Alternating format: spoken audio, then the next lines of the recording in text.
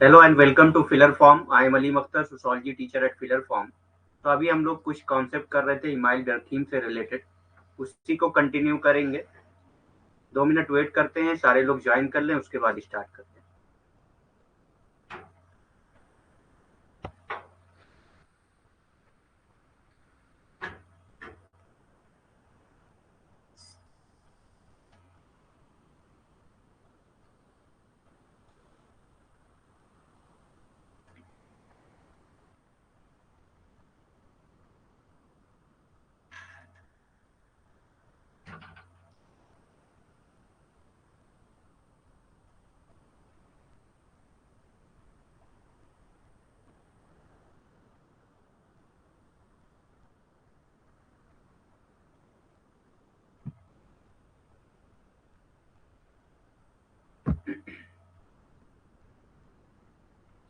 आप लोग कंफर्म करिए वॉइस एंड पीपीटी क्लियर है या नहीं, उसके बाद स्टार्ट करते हैं। Confirm that voice and PPT clear और नॉट।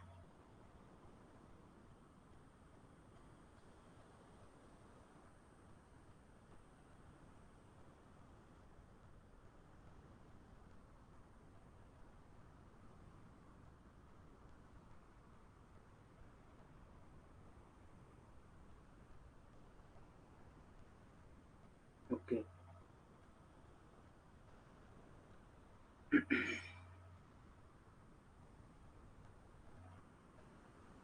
ठीक है, फिर स्टार्ट करते हैं।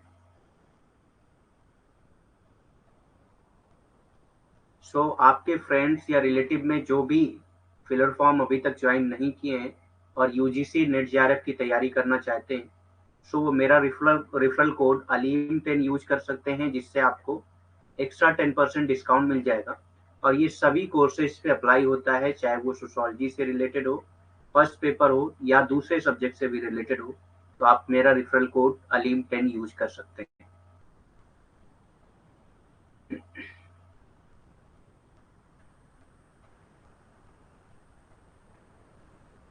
कल हम लोगों ने इमाइल डकीम के बहुत सारे कॉन्सेप्ट किए हैं, उसी को हम लोग रिवाइज करते हैं, उसके बाद हम लोग आगे के कॉन्सेप्ट पढ़ेंगे। तो हम लोगों ने कल सुसाइड के कॉन्सेप्ट किया था, इमाइल डकीम का सुसाइड का कॉन्सेप्ट किया था।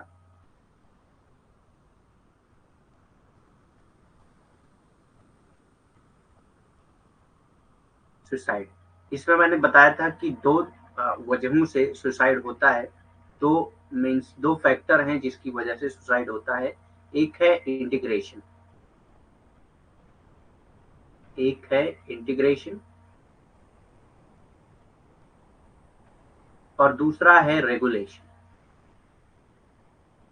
दूसरा है रेगुलेशन, एक इंटीग्रेशन, दूसरा रेगुलेशन। ठीक, इंटीग्रेशन को हिंदी में एकीकरण कहते हैं, एकीकरण। और रेगुलेशन को कहते हैं विनियमन,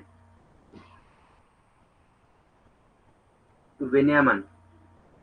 रेगुलेशन को विनियमन कहते हैं। ठीक, इंटीग्रेशन लो है या हाई है, इस बेस पे सुसाइड रेट, सुसाइड होते हैं। इंटीग्रेशन अगर लो होगा या लैक होगा, यानी कि कम होगा या होगा ही नहीं, तो कौन सा सुसाइड होगा?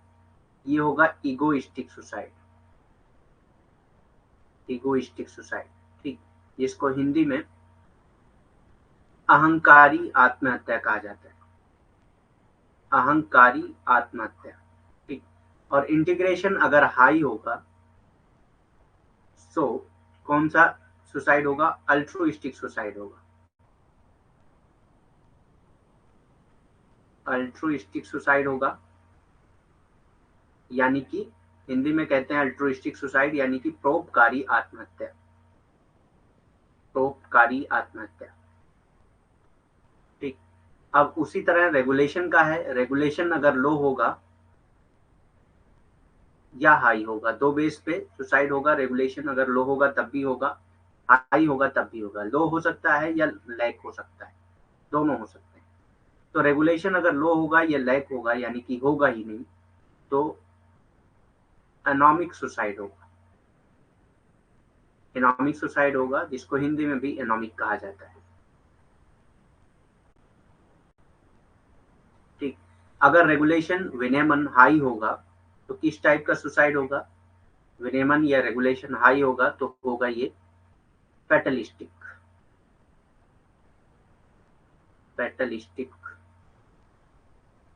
सुसाइड। ठीक, जिसको हिंदी में कहते हैं फैटलिस्टिक सुसाइड को हिंदी में कहते हैं भाग्यवादी आत्महत्या।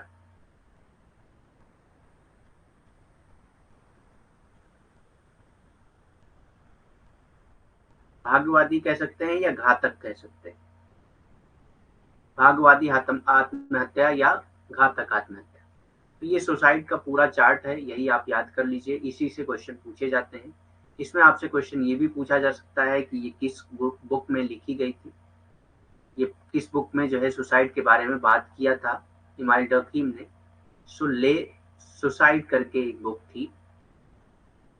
ले एक फ्रेंच वर्ड है जिसका अर्थ होता है दा। ठीक।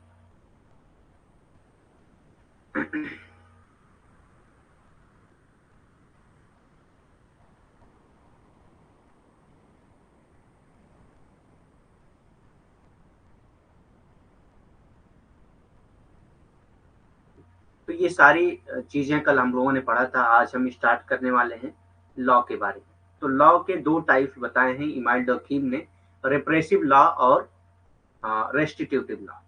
ठीक, रेप्रेसिव लॉ को कहते हैं दमनकारी कानून। Durkheim used the term repressive law to denote the form of law that correspond to simple societies characterized by the mechanical solidarity, which is for those of a primitive or ancient society. सो डकीम ने जो रेप्रेसिव law का use किया है, वो कहते हैं कि ये किस सोसाइटी में पाई जाती हैं? ये सिंपल सोसाइटीज में पाई जाती हैं जहाँ पे मैकेनिकल सोलिडरिटी होती है। हम पढ़ चुके हैं मैकेनिकल सोलिडरिटी और ऑर्गेनिक सोलिडरिटी के बारे में। सो मैकेनिकल सोलिडरिटी कहाँ पे होती है? जो सिंपल सोसाइटीज होती हैं, प्रिमिटिव सोसाइटीज होती हैं, वहाँ पे मैकेनिकल सोलिडरिटी होती है।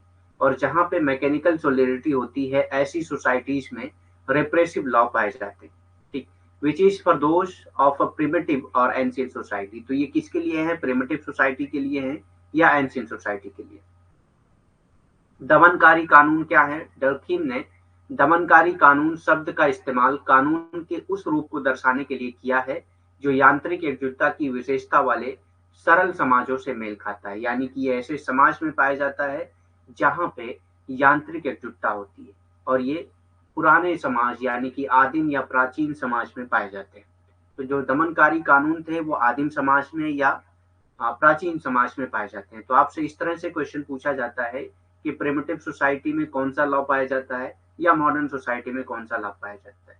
तो प्रिमिटिव सोसाइटी में रिप्रेसिव लॉ पाया जाता है, दमनकारी कानून पाया जाता है, और मॉडर्न सोसाइटी में रेस्ट्रिक्टिव लॉ पाया जाता है। ठीक। सो अब इसको कई तरीके से आपसे क्वेश्चन पूछा जा सकता है कि जहाँ पे रिप्रेसिव लॉ है वहां पे किस तरह की सोलिडरिटी होगी? Mechanical solidarity. वो सोसाइटी किस पे बेस्ड होगी? किस तरह की सोलिडरिटी के बेस पे होगी? तो वो मैकेनिकल सोलिडरिटी के बेस पे होगी, और ये प्रिमिटिव सोसाइटी या एंशिएंट सोसाइटी में ही पाया जाता है। तो ये रिप्रेसिव लॉ था या दमनकारी कानून।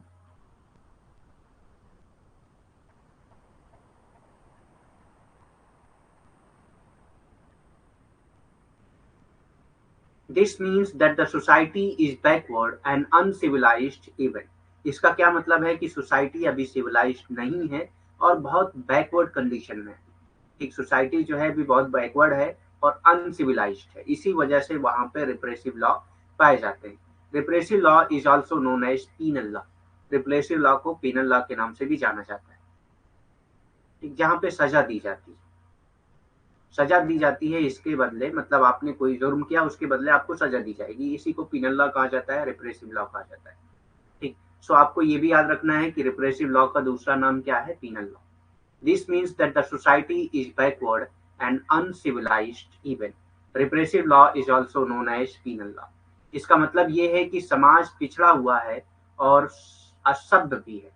ठीक, इसका मतलब क्या है? समाज पिछड़ा हुआ है, असभ्य है, यानी कि अभी उसमें सिविलाइजेशन नहीं हुआ है, अनसिविलाइज्ड है। ठीक, और बहुत पिछड़ा समाज है अगर वहां पे दमनकारी कानून पाया जाता है। तो दमनकारी कानून को दंडात्मक कानून भी कहा जाता है। तो दूसरा नाम भी आपको याद रखना है, दमनकारी कानून का दूसरा नाम क्या है? दंडात्मक कानून। ठीक।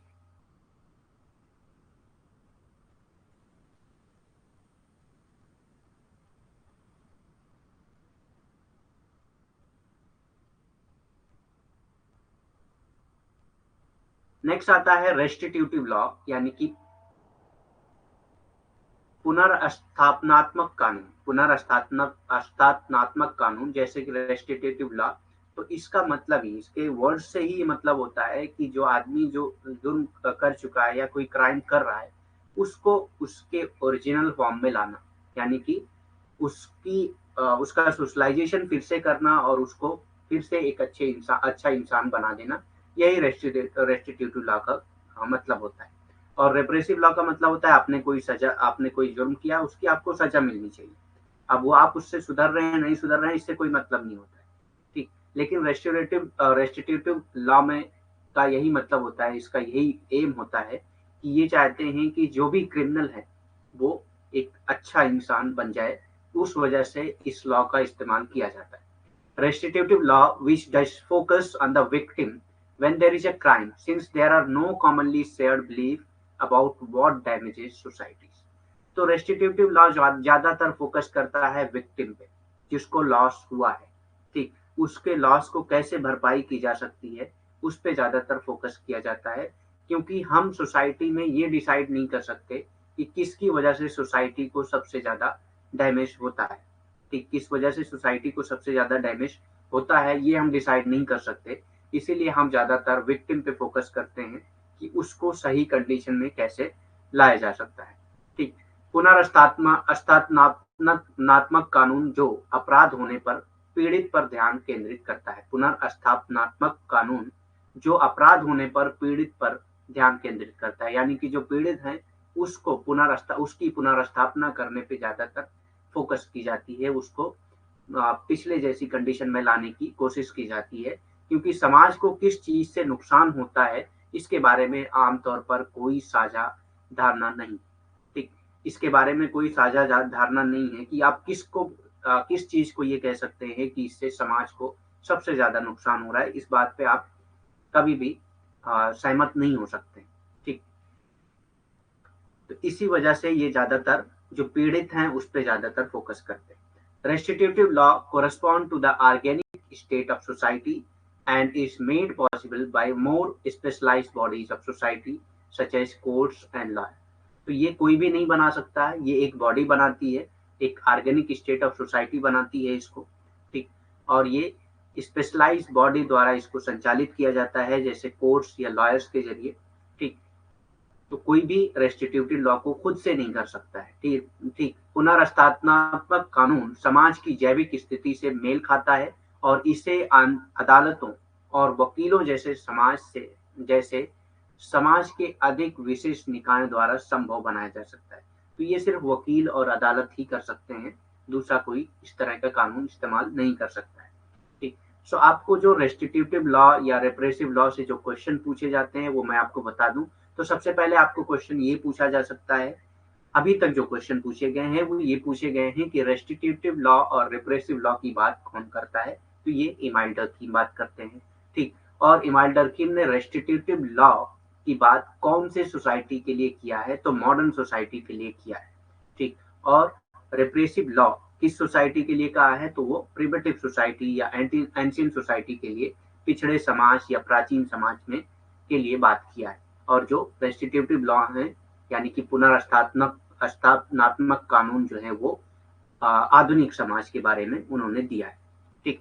सो ये याद रखना है आपको। और जो रेस्टिट्यूटिव लॉ है वो सिर्फ कोर्ट्स या लॉयर के जरिए ही किए जा सकते हैं, यानी कि जो विशिष्ट निकाय हैं जैसे कि वकील या अदालत, उनके जरिए ये किया जा सकता है। तो ये क्वेश्चन पूछे जाते हैं। और कोई भी क्वेश्चन अभी तक इससे रिलेटेड नहीं पूछा गया है। He followed Darwinian principle while studying suicide. Suicide को स्टडी करते वक्त उन्होंने कौन से प्रिंसिपल को फॉलो किया था, ये भी एग्जाम में क्वेश्चन पूछा जाता है। तो ये आप याद रखिए कि सुसाइड को स्टडी करते वक्त उन्होंने डार्विनियन प्रिंसिपल इस्तेमाल किया था। सुसाइड की स्टडी करते वक्त इमाइल डर्कीम ने डार्विनियन प्रिंसिपल का इस्तेमाल किया था। आत्महत्या का अध्ययन करते समय उन्होंने डार्विनियन सिद्धांत का पालन किया था। यानी कि जब वो आत्महत्या का अध्ययन कर रहे थे, तो वो किसके सिद्धांत को फॉलो करते हैं? डार्विन के सिद्धांत को फॉलो करते हैं। Observe Pueblo Indian rain dances, the religion of Aboriginal tribes, and the alcoholic hallucinations to study the institution of religion. Religion के institution को पढ़ने के लिए उन्होंने Pueblo Indian rain dances को स्टडी किया है, religion of Aboriginal tribes की स्टडी किया है, एंड अल्कोहलिक हेलुसिनेशन की स्टडी किया है रिलीजन को समझने के लिए। तो ये सारी चीजें आपको पता होना चाहिए किस किस चीज पे इमाइल डर्कीम ने स्टडी किया है। पिब्लो इंडियन रेन डांस की स्टडी आर के मर्टन ने भी किया है, तो ये आप याद रखिएगा। इमाइल डर्कीम के साथ साथ आर के मर्टन ने भी किया है, लेकिन आर के मर्टन ने जो स्टडी किया है वो रिलीजन को समझने के लिए नहीं, बल्कि फंक्शन को समझने के लिए किया है। मैनिफेस्ट और लैटेंट फंक्शन को समझने के लिए उन्होंने पिब्लो इंडियन रेन डांसेस की स्टडी किया है। लेकिन इमाइल डर्कीम ने जो स्टडी किया है वो इमाइल डर्कीम ने स्टडी किया है रिलीजन को समझने के लिए। ठीक, तो दोनों लोगों ने किया है, लेकिन इमाइल डर्कीम ने रिलीजन को समझने के लिए स्टडी किया है। ठीक, दोनों लोगों ने पिब्लो इंडियन रेन डांसेस की स्टडी किया है, लेकिन आर के मर्टन ने फंक्शन को, लेटेंट और मैनिफेस्ट फंक्शन को समझने के लिए किया है। आगे हम लोग मर्टन को जब पढ़ेंगे तो उसमें ये भी पढ़ेंगे लेटेंट फंक्शन या मैनिफेस्ट फंक्शन कौन से होते हैं। लेकिन इमाइल डर्कीम ने पिब्लो इंडियन रेन डांसेस की स्टडी किया है रिलीजन को समझने के लिए, तो ये आप याद रखिएगा।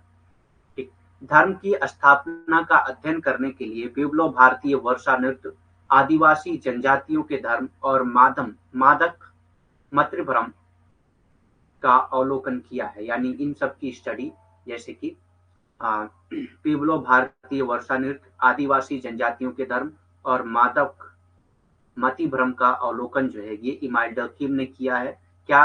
किस चीज का अध्ययन करने के लिए? धर्म का अध्ययन करने के लिए, धर्म की जो संस्था है उसका अध्ययन करने के लिए। ठीक, तो पिब्लो भारतीय वर्षा नृत्य का अध्ययन जो है आर के मर्टन ने भी किया है, लेकिन ये लैटेंट कार्य को समझने के लिए किया है। ठीक, प्रकट कार्य और छुपे हुए कार्य दोनों को समझने के लिए इन्होंने किया है।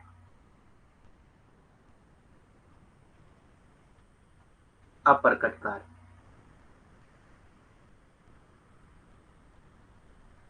ठीक।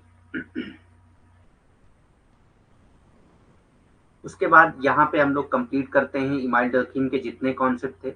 उसके बाद बुक देखते हैं। बुक से आपसे जो क्वेश्चन पूछा जाता है, किसी भी थिंकर के जो बुक से क्वेश्चन पूछा जाता है, एक तो बुक के नाम पूछे जाते हैं कि ये किसके हैं, दूसरे उसके ईयर पूछे जा सकते हैं, और तीसरा जो है उसकी क्रोनोलॉजी पूछी जा सकती है। तो ये तीनों चीजें आपको पता होनी चाहिए। ईयर, नाम और क्रोनोलॉजी, तीनों चीजें आपसे पूछी जा सकती है। मैं इसको क्रोनोलॉजी में ही मैंने किया है, तो आपको इसी हिसाब से याद रखना है इसको। सबसे पहले मैं बुक का नाम पढ़ देता हूँ, उसके बाद आपको बताऊंगा कि क्रोनोलॉजी आप इसकी कैसे याद कर सकते हैं।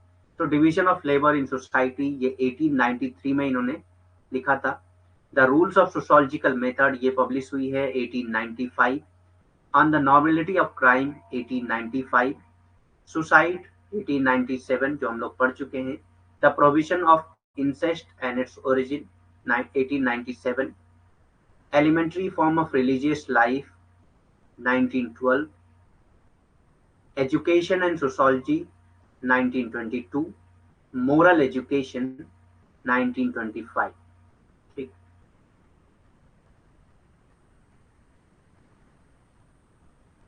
तो ये बुक है, रिपीट हो गई है वो। तो इतने बुक है आपके पास जो इमाइल डर्कीम ने लिखी है। मोरल एजुकेशन 1925 है, एजुकेशन एंड सोशोलॉजी 1922 है, ठीक। Elementary form of religious life 1912 है। The provision of incest and its origin 1897 है। सुसाइड 1897 है। On the normality of crime 1895। The rules of sociological method 1895। Division of labour in society 1893। ठीक, तो ये याद रखिएगा। आपको मैं इसके निमोनिक दे दे रहा हूँ। DTO स्टीम इसका निमोनिक है। डर्कीम DTO स्टीम, ये आप याद रखिएगा। डर्कीम DTO स्टीम, ये क्रोनोलॉजी है बुक की इनकी। डी से है division of labour in society, T से है the rules of sociological method, O से है on the normality of crime, S suicide, T the prohibition of incest and its origin, E elementary form of religious life, E education and sociology, M moral education। ठीक, तो ये आपको याद रखना है, DTO steam.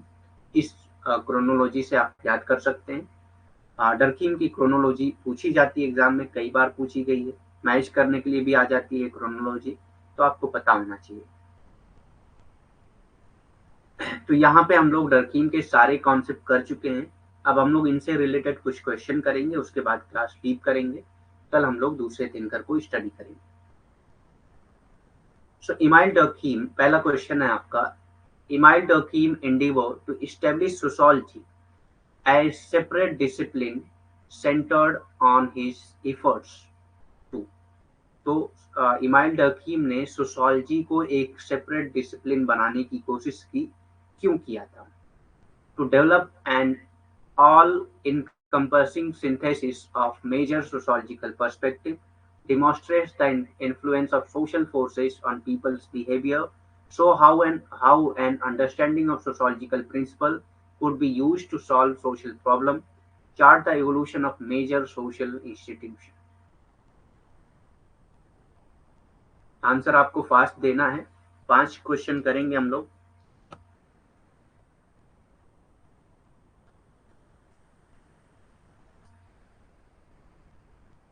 Fast answer करेंगे और question number लिख के आंसर करेंगे। जैसे 1 का अगर ए सही है तो आप 1A इस तरह से लिखें।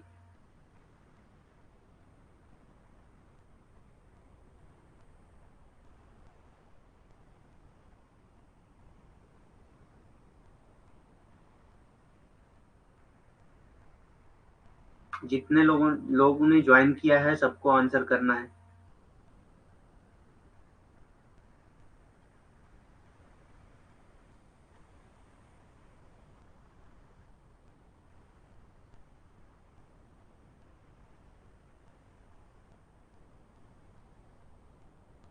नहीं, 1A नहीं सही है।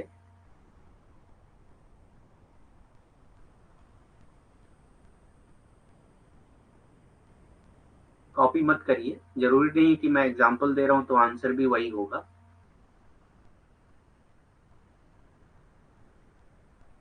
अच्छा हाँ, हिंदी में भी दिखा रहा हूं मैं एक बार।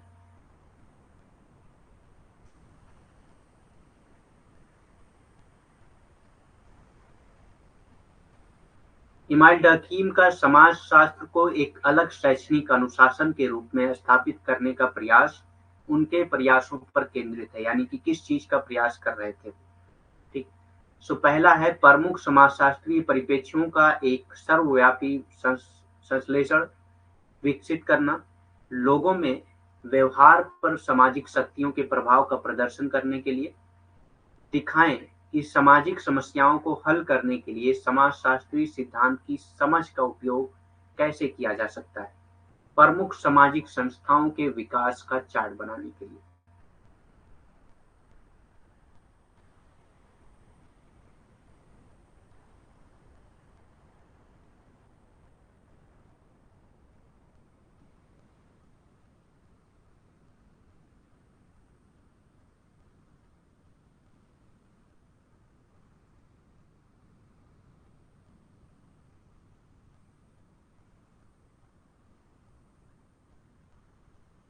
फास्ट आंसर करिए, हिंदी इंग्लिश दोनों हो गया।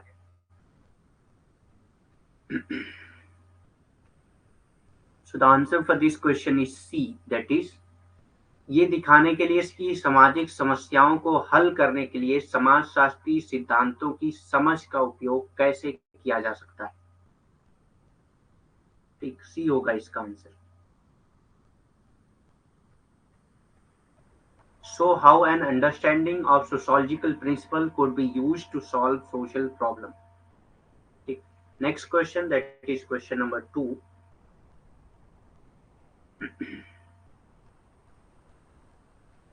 एनोमी refers to, एनोमी का क्या मतलब है? A contrast or a made up model that serves as a measuring rod against which actual cases can be evaluated, the study of a small group, a condition of instability resulting from a breakdown of standard and values or from a lack of purpose or ideals.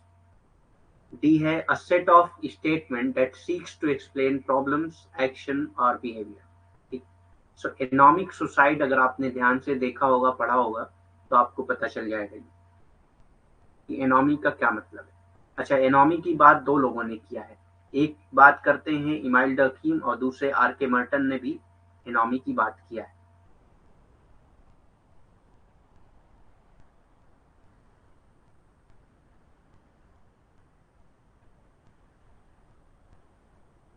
Are के Merton ने भी anomie की बात किया है. Anomie कब होती है? जब गोल एंड इंस्टीट्यूशनलाइज्ड मीन्स जो है वो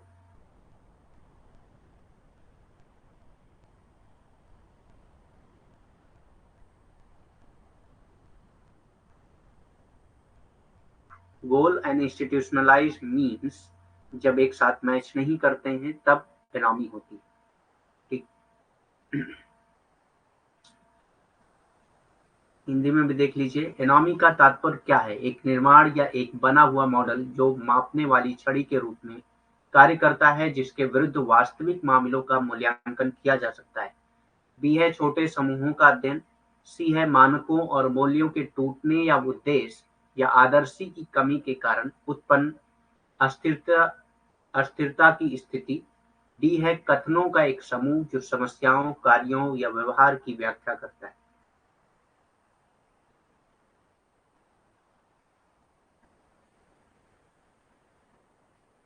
आंसर फास्ट.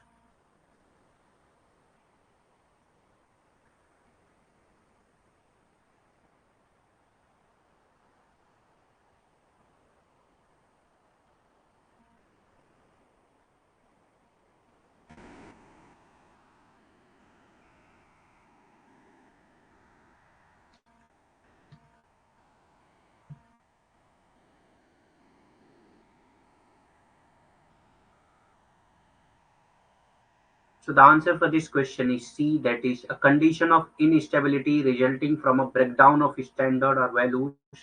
तो मैंने बताया था जब ब्रेकडाउन हो जाए, सडन ब्रेकडाउन हो, तब क्या होगा? एनॉमी होगा. A condition of instability resulting from a breakdown of standards and values are from a lack of purpose or ideals. सी होगा मानकों और मूल्यों के टूटने या उद्देश्य या आदर्शों की कमी के कारण उत्पन्न स्थिरता की स्थिति को ही एनॉमी कहा जाता है. Next question, that is question number 3. Durkheim argued that the task of sociology should be the study of. Sociology का टास्क क्या स्टडी करना होता है? ठीक. तरकीम ने तर्क दिया कि समाजशास्त्र का कार्य डैश का अध्ययन होना चाहिए. यानी कि किसके अध्ययन के लिए समाजशास्त्र का कार्य, समाजशास्त्र काम करता है. समाजशास्त्र में क्या अध्ययन किया जाता है, ये भी आप कह सकते हैं. Social progress, social fact, anomie, consciousness. सामाजिक प्रगति, सामाजिक तथ्य, anomie, Chetna.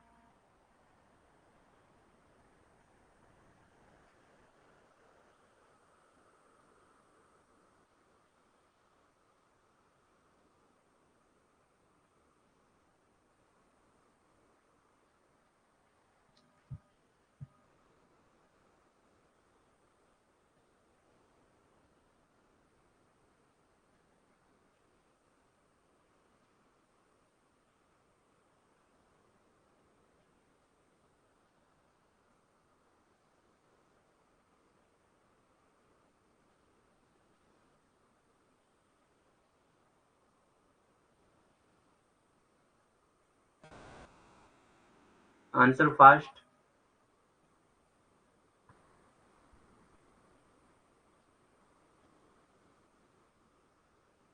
So the answer for this question is B, that is social fact.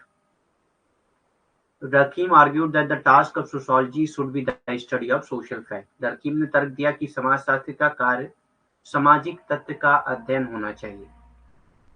ठीक. Next question, that is question number 4.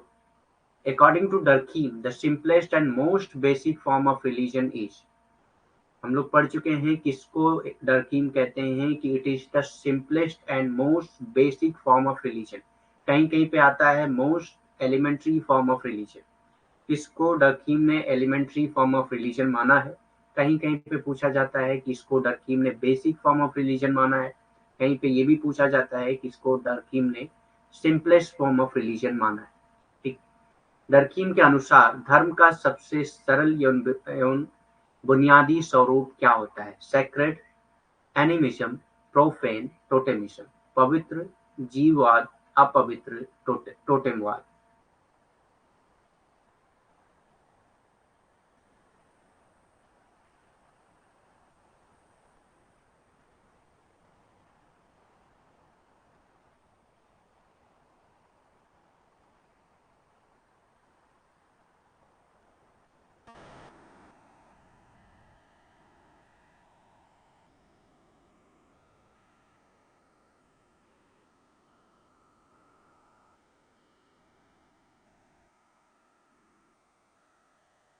Answer fast.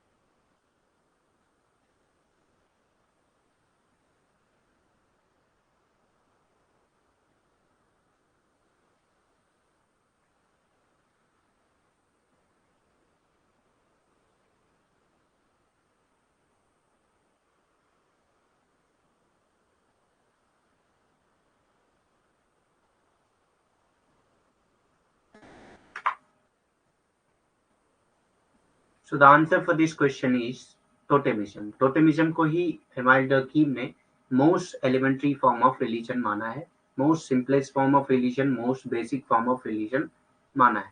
तो डरकीम के अनुसार धर्म का सबसे सरल बुनियादी स्वरूप क्या है? टोटेमवाद। ठीक। हम लोग पढ़ चुके हैं फर्स्ट स्लाइड में ही, हम लोगों ने फर्स्ट क्लास में ही पढ़ा था।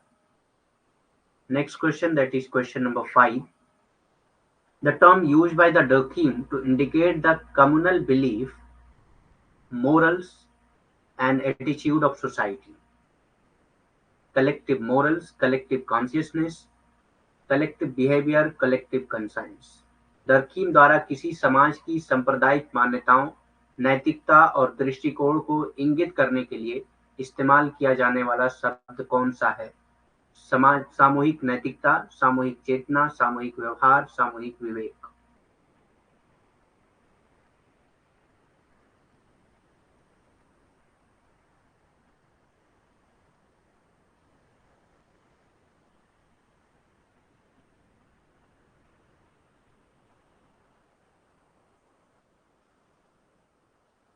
सारे लोग आंसर करिए, जितने लोग ज्वाइन किए हैं सबको आंसर करना है।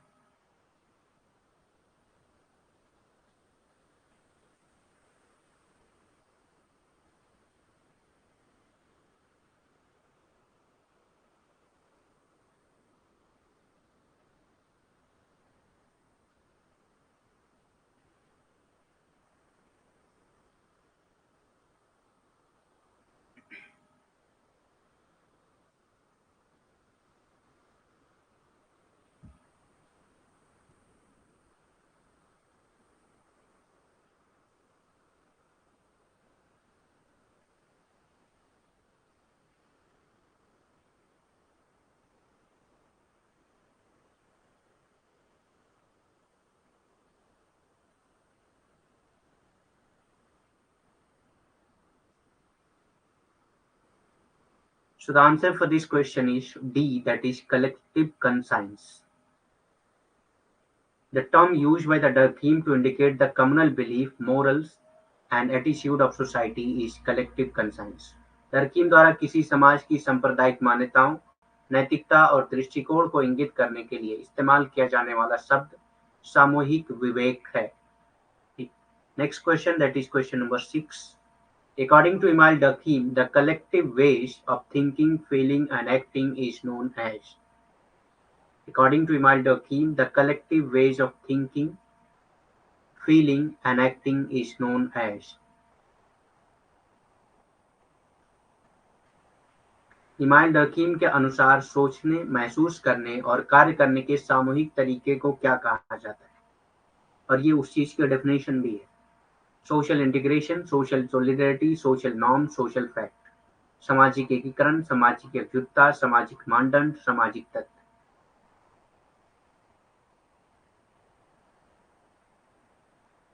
ये लास्ट क्वेश्चन है, उसके बाद हम लोग लीव करेंगे। आपको 5 मिनट दिया जाएगा क्वेश्चन करने के लिए।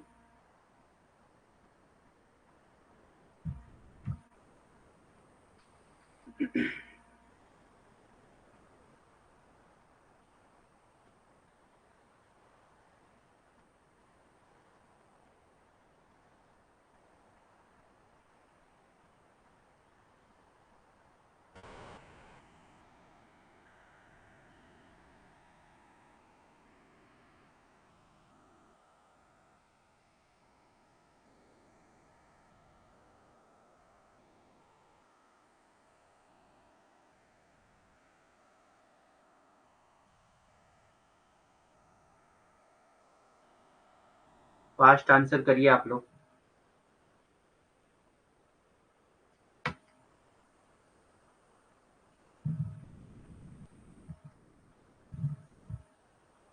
So the answer for this question is social fact.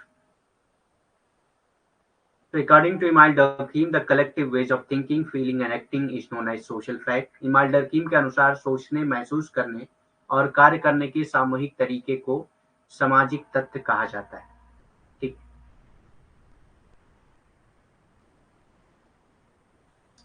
ठीक है, थैंक यू वेरी मच। आप क्वेश्चन जो भी करना चाहते हैं, आपको 5 मिनट दिया जाएगा, क्वेश्चन कर सकते हैं। रिलेटेड टू कोर्स जो भी हम लोग टॉपिक कंप्लीट कर चुके हैं इमाइल डकीम की, उससे रिलेटेड क्वेश्चन अगर आपका कोई है तो पूछ सकते हैं, या सिलेबस से रिलेटेड कोई क्वेश्चन है आपका तो पूछ सकते हैं।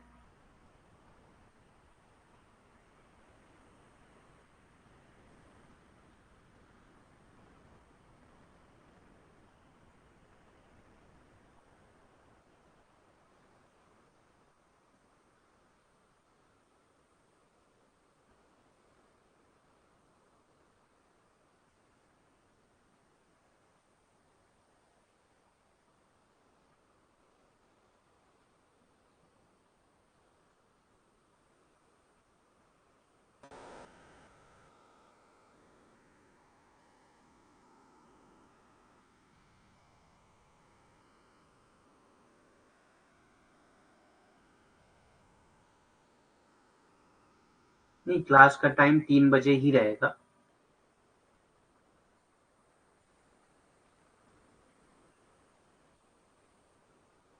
क्लास का टाइम 3 बजे ही रहेगा, लेकिन अगर कोई अर्जेंसी होती है तो फिर 8 बजे हो जाएगा। 2 टाइम रहेगा, अगर 3 बजे नहीं होती है तो 8 बजे होगी, लेकिन 3 बजे डेली होगी। 8 बजे कब होगी? जब किसी वजह से 3 बजे नहीं हो पाएगी, तब 8 बजे क्लास होगी।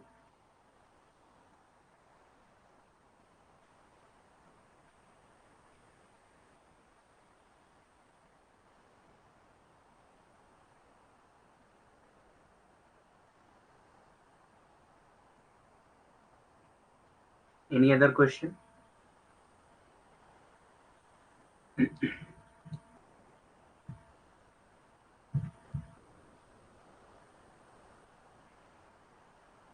ठीक है, फिर लीव करते हैं। Thank you very much. Have a nice day.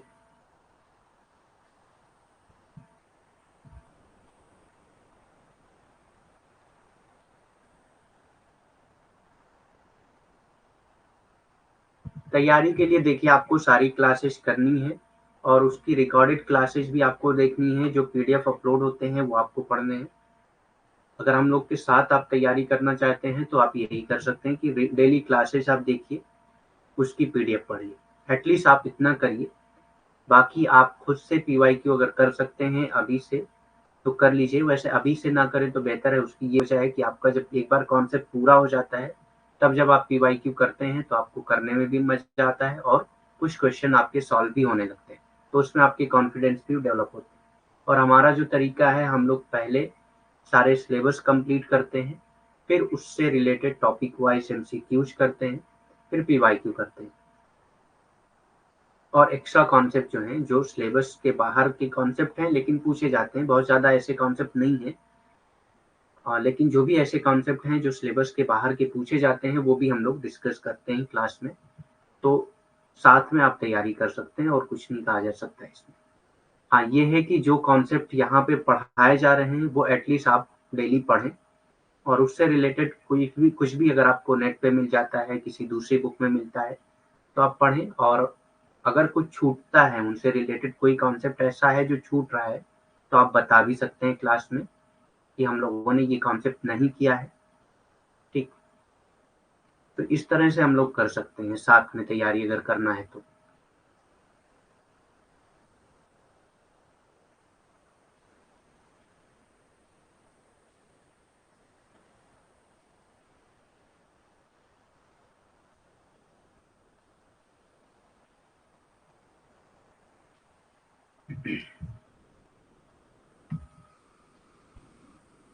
ठीक है, और किसी क्वेश्चन है?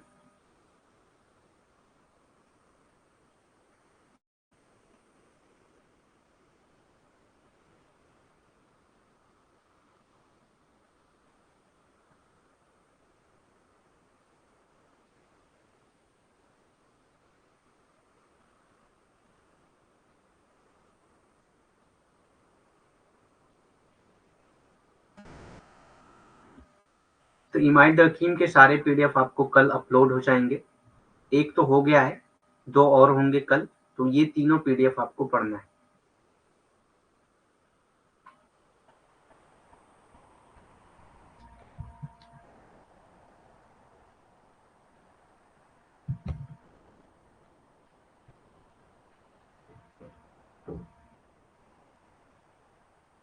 ठीक है, thank you very much, have a nice day.